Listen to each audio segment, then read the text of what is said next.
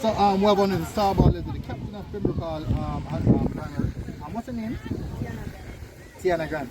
How was the commission for you so far? It was great.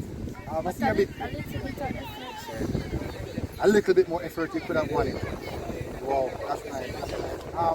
I know you're feeling a bit heartbroken right now because you're out, but you think you'll learn anything from the competition? Just one thing that you learn from this competition.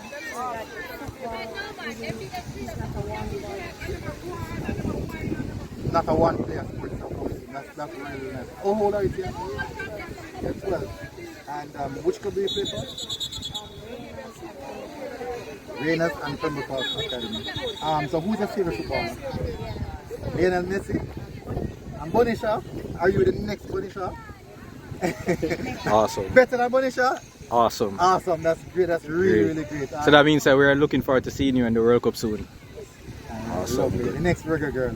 And remember, the third place game is your one, right? Alright, good. Alright, thanks again. Alright, come on, say go, man.